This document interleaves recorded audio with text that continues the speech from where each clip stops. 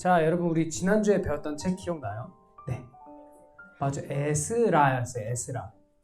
여러분이 좀 어려워하는 것 같아서 오늘부터는 조금 더 쉽게 설명을 해볼 거예요. 오늘 말씀은 제가 말한 것처럼 느헤미야인데요. 오늘 말씀은 하나님께서 이 느헤미야라는 사람을 통해서 어떻게 이렇게 다 망가진 이스라엘을 회복시키는지 보여주시고 계세요. 여러분 혹시 회복이라는 단어가 뭔 뜻인지 아세요? 하람이? 맞아요. recovery, heal. 다시 이렇게 힘이 나게 한다는 얘기죠. 여러분 혹시 이 느헤미야라는 사람이 무슨 일을 하던 사람인 줄 아세요? 느헤미야 쓴 사람 선지자였는데 job이 있었어요. job. 이 사람의 job이 뭐였냐면 자 여기 보세요. 이 페르시아라는 나라에서 왕에게 술을 따라주는 사람이었어요.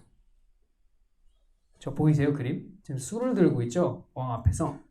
무슨 그런 이상한 직업이 다 있나 궁금하지 않으세요? 네, 예슬이. 혹시나 약간 그거 따르는 사람이 독을 탈 수 있잖아요. 맞아요. 그래서 이 왕에게 술을 따라주는 일은 사실 아무나 할 수 없는 일이었어요. 왜냐면 예슬이가 말한 것처럼 왕이 술을 너무 많이 마셔서 이 정신을 차리기 어려울 때에 술을 따라주던 사람이 나쁜 마음을 먹으면 이 왕에게 나쁜 짓을 해버릴 수도 있겠죠. 그리고 방금 말한 예슬이가 말한 건데 이 술을 따라주는 일이 중요한 이유가 한 가지가 더 있어요. 그 이유는 만약 누군가가 왕의 잔에다가 독을 탄다면 어떻게 될까요? 왕이 윽 하고 쓰러질 수도 있겠죠. 그래서 이 술을 따라주는 사람은 항상 이 왕보다 먼저 그 술을 먹어봐야 됐어요. 그러니까 만약에 누군가가 술에다가 독을 탔다면 누가 먼저 윽 하게 되는 걸까? 이 술을 따라주는 사람이 죽겠죠. 느헤미야가 먼저 죽게 될 거예요. 이런 이유들 때문에 술을 따라주는 일은 왕이 most trustful한 사람들, 그 사람들만이 할 수 있었어요. 그런데 어느 날 이 왕의 술을 따라주던 느헤미야가 자기의 원래 고향 이스라엘에 대한 소식을 들었어요. 근데 그 소식이 뭐였냐면 이스라엘의 성벽이 다 불에 타서 무너져서 사람들이 제대로 살지도 못하고 슬프게 살아가고 있다는 것이었어요. 자 여기 보세요. 여기가 이스라엘 성벽이에요. 지금 막 불타고 있는 거 보이죠? 보이나요, 하람이? 볼케이노 같은 거 보이죠? 지금 이렇게 불타고 있는 거예요. 그래서 이 느헤미야가 이 소식을 듣고 어떻게 했는지 아세요? 맞아요. 자기가 술을 따라주던 왕한테 가서 부탁을 했는데 그 부탁이 뭐였냐면 느헤미야가 이 화려하고 살기 좋은 왕궁을 떠나서 자기 자신의 고향 이 이스라엘로 돌아가게 해달라고 부탁한 것이었어요. 돌아가서 이 이스라엘의 무너진 성벽을 다시 새롭게 짓도록 허락해달라는 것이었어요. 여러분 성벽이 어디냐면 자 봐요. 지금 여기 보여요? 여기가 예루살렘이에요. 예루살렘에 이 벽들 보이죠? 이렇게 삥 둘러싸고 있는 보이시나요? 여기가 성벽이에요. 그리고 요 노란 거 있죠? 요 노란 건물. 여기가 지난주에 살펴봤던 에스라가 다시 지었다는 성전이에요. 그러니까 요 성전은 성벽들 안에 이렇게 있는 거죠.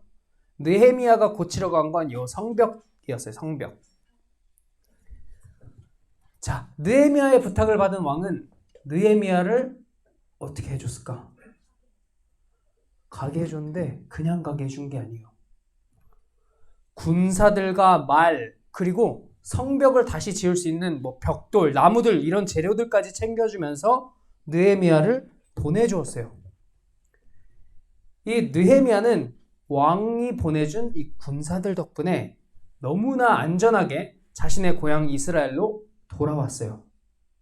드디어 이 느헤미야는 예루살렘에서 성벽을 다시 지을 준비를 시작합니다. 이 느헤미야는 성벽이 무너져 있는 것을 자세히 살펴보는데요.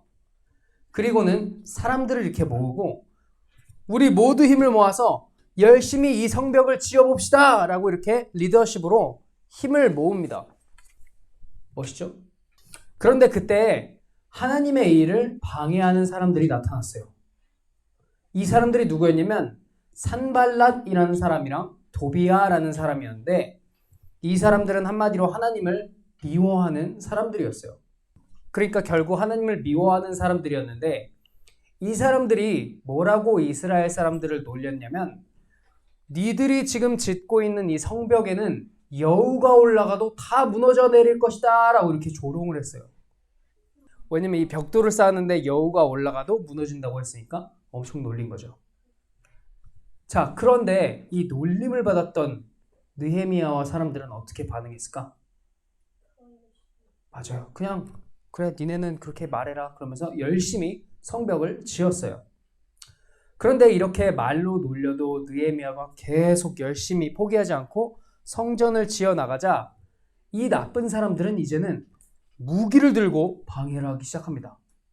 방해가 점점 세진 거죠. 느헤미야도 이번에는 좀 위험하다고 생각을 하고 하나님께 기도하며 갑옷을 입고 이렇게 한 손에는 무기를 들고 다른 한 손으로는 성벽을 지었어요. 그림 보이시죠? 한 손에 무기 들고 있고 한 손으로 짚고 있는 거. 느헤미야와 사람들은 그렇게 방해에도 불구하고 아주 열심히 이 성벽을 지었습니다. 여러분 혹시 이 예루살렘의 성벽이 얼마 동안 무너져 있었는지 아시나요? 150년 동안 그렇게 무너진 상태로 있었어요. 자, 그런데 느헤미야와 사람들이 이 성벽을 얼마 만에 다시 지었는지 아시나요? 한 달이 조금 넘은 52 days 만에 이 성벽을 다시 완성시켰어요. 어떻게 이렇게 빠르게 무너진 성벽을 다시 지을 수 있었을까요? 정확해요. 느헤미야 6장 15절에 뭐라고 나냐면 그 이유가 하나님께서 도우셨기 때문에 그렇게 빨리 지을 수 있었다고 기록을 하고 있어요.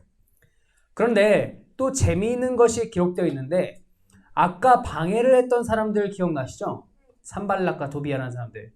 근데 심지어 그 사람들조차 이 성벽이 52일이라는 말도 안 되는 기간 만에 다시 지어진 것을 보고는 슬퍼하면서 무서워했는데 그 이유가 뭐냐면 그 나쁜 사람들도 이것이 하나님이 한 것이 아니면 불가능하다. 하나님이 하셨다라고 생각해서 두려워 떨었다는 거예요. 하나님은 이렇게 느헤미야를 통하여서 성벽을 다시 완전하게 회복시킨 것이에요. 하지만 이 느헤미야서는 이 성벽이 완성된 이야기로 끝나지 않아요. 자, 여러분에게 질문 하나 해볼게요. 그 오랜 시간 성벽이 무너져 있었다는 것은 결국 무슨 뜻일까요? 무슨 말이냐면 그 기간 동안 이스라엘 사람들이 하나님의 백성들로 제대로 살지 못했다는 뜻이에요. 그러니까 당연히 하나님을 제대로 믿지 못하고 하나님의 말씀대로 살지 못했겠죠. 그렇게 이 눈에 보이는 성벽을 다시 세운 다음에 이제는 눈에 보이지 않는 이스라엘 백성들의 믿음을 다시 세울 차례가 된 것이에요. 여기서 등장하는 사람이 누구냐면 바로 우리가 지난주에 살펴봤던 에스라 선지자입니다.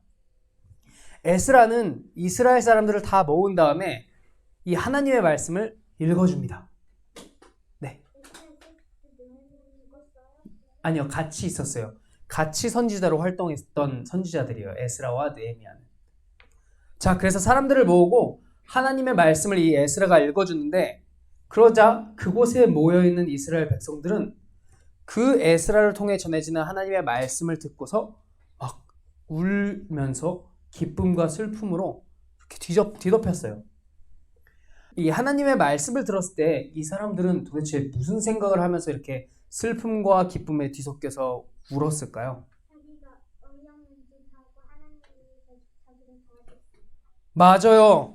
하나님을 떠나서 내 마음대로 이 귀신들, 우상들을 섬기다가 결국 그 무서운 나라 바벨론에 끌려가서 힘들고 긴 시간을 보내다가 겨우 집에 돌아왔는데 성벽이 다 무너져 있는 거야. 그런데 어느 날 이 느헤미야가 돌아와서 함께 하나님의 성벽을 지음으로써 하나님이 일하심을 경험한 거예요. 그들이 하나님의 말씀을 다시 들었을 때 하나님이 아직 우리를 버리신 게 아니었구나. 아직도 하나님이 우리를 사랑하시는구나 라고 생각하면서 기쁨과 슬픔이 섞여서 울었던 거예요. 그때 이 제사장들이 나와서 그 백성들에게 하나님께서 너희를 어떻게 구해 주셨는지 말씀하고 그 백성들을 위해서 기도를 해줍니다. 사람들은 자신의 이제 죄들을 하나님 앞에서 고백하고 하나님의 말씀에 따라 살겠다고 다짐했어요. 이렇게 눈에 보이는 예루살렘의 성벽이 완성되었고 회복되었고 눈에 보이지 않는 이스라엘 백성들의 믿음도 다시 한번 회복된 것이에요. 자, 오늘 느헤미야의 모든 내용은 하나님께서 처음에 말한 것처럼 어떻게 이 무너진 이스라엘을 회복시켜 주시는지에 대한 내용을 우리에게 보여주시는 거예요. 아벨이 질문 있어요?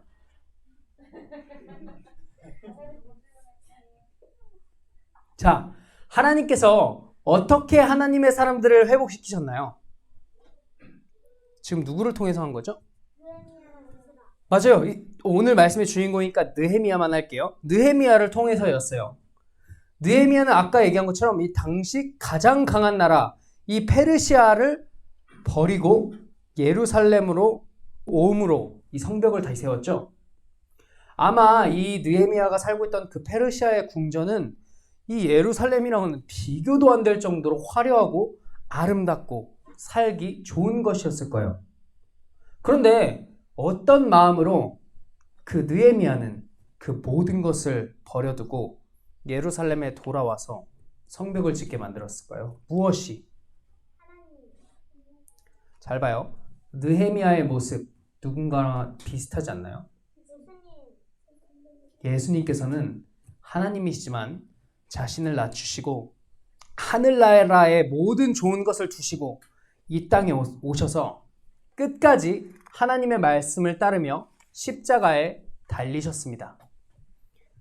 느헤미야가 성벽을 짓는 방해에도 불구하고 끝까지 포기하지 않으므로 이 성벽이 완성이 되고 회복이 된 것처럼 예수님께서도 사단의 온갖 방해에도 포기하지 않으시고 하나님의 말씀에 순종하심으로 십자가에 달리셨습니다. 여러분, 이 느헤미야는 누구의 이야기인가요? 우리 구원자 예수 그리스도에 대한 말씀이에요. 그 예수님께서 십자가에서 죽으시고 부활하셔서 하나님의 백성들을 회복시키셨습니다. 예수님께서 이렇게 말씀하셨어요. 요한복음 2장 19절에서 예수께서 그들에게 말씀하셨다. 이 성전을 허물어라. 그러면 내가 사흘 만에 다시 세우겠다. 예수님께서는 사흘 만에 무너진 성전을 다시 세우겠다고 말씀하셨어요. 이 말씀이 뭐냐면 예수님 자신이 어떻게 될 것인지 말씀하시는 것이에요. 그렇죠? 예수님께서는 자신이 십자가에서 죽으시고 사흘 만에 부활하셔서 오늘 무너진 성벽이 다시 세워진 것처럼 그를 믿는 모든 사람들에게 회복과 구원을 주실 것이라는 것이에요. 여러분이 그 우리의 구원자 예수 그리스도만을 붙들고 의지할 때 이 성벽을 회복시켰던 느헤미야를 통하여서 성벽을 회복시켰던 하나님이 하신 것처럼 그리스도를 붙들 때 여러분을 통해 하나님이 여러분을 세우실 것임을 믿고 회복을 경험하는 여러분이 되시기를 축복합니다. 제가 기도하고 마무리하도록 하겠습니다.